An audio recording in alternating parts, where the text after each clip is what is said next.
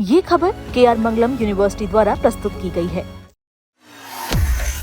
कई बार ऐसा होता है जब हम पूरी तैयारी के साथ स्टेशन के लिए निकलते हैं, लेकिन ट्रैफिक, लंबी लाइन या किसी दूसरी वजह से ट्रेन छूट जाती है। ऐसे में सबसे बड़ा सवाल यही होता है कि अब टिकट के पैसे का क्या होगा।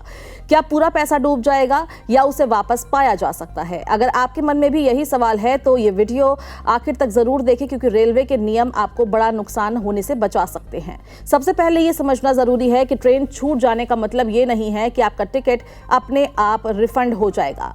अगर आपने ऑनलाइन कंफर्म टिकट बुक किया है और ट्रेन छूट गई है तो आपको खुद एक जरूरी प्रक्रिया पूरी करनी होगी। इसे TDR यानी कि टिकट डिपॉजिट रिसिप्ट फाइल करना कहा जाता है। सबसे अहम बात यह है कि TDR समय पर फाइल करना बेहद जरूरी है। रेलवे के नियमों के अनुसार ट्रेन छूटने के बाद निर्धारित समय सीमा के अंदर TDR दर्ज करनी होती है।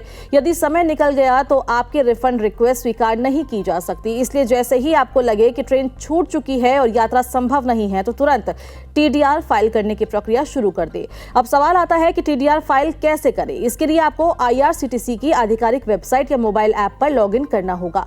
इसके बाद माय अकाउंट में जाएं और फिर माय ट्रांजैक्शन विकल्प खोलें। यहां आपको फाइल TDR का विकल्प दिखाई देगा। उस पर क्लिक करके अपने टिकट से जुड़ी आवश्यक जानकारी भरें और आवेदन सबमिट कर दें।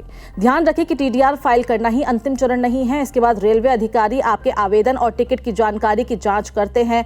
अगर जांच में आपकी जानकारी सही पाई जाती है और आपका मामला रेलवे के रिफंड नियमों के अनुरूप होता है, तभी रिफंड की प्रक्रिया आगे बढ़ाई जाती है।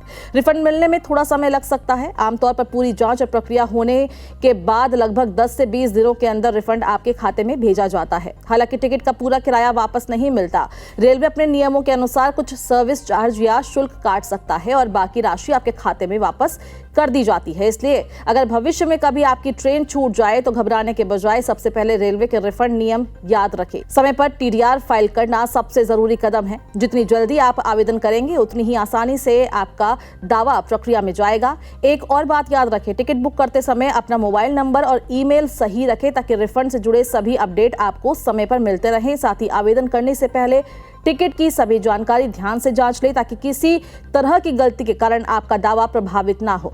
अगर आप अक्सर ट्रेन से सफर करते हैं तो ये जानकारी आपके लिए बेहद उपयोगी साबित हो सकती है। इसे अपने परिवार और दोस्तों के साथ जरूर शेयर करें ताकि ट्रेन छूटने की स्थिति में वे भी अपने टिकट के पैसे वापस पाने की सही प्रक्रिया जान सके।